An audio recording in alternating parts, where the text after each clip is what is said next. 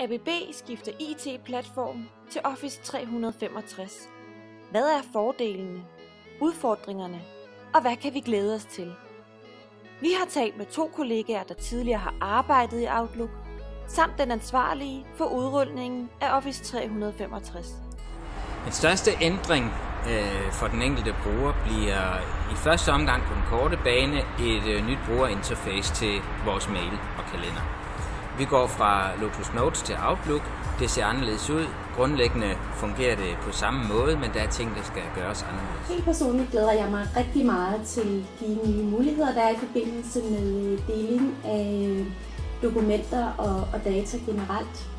Jeg glæder mig meget til den fleksibilitet, som vi vil komme til at opleve. Det jeg glæder mig mest til, det er den strukturering, der er, når du bruger Outlook kontra Notes.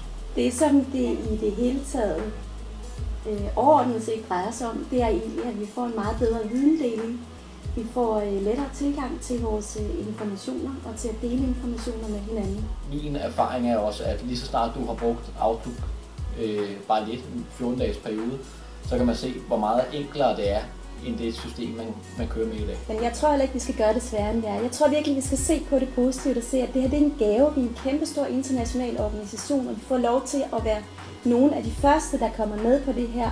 Vi får nogle værktøjer, som virkelig hjælper os med og bedre deling af dokumenter og data og videndeling i det hele taget. Man kan sige, at den største fordel ved Office 365 er i virkeligheden integrationen mellem programmerne. Og jeg håber, at dem, der er skeptiske i dag, de om et år sidder og siger, hold da op, det her det var bare godt.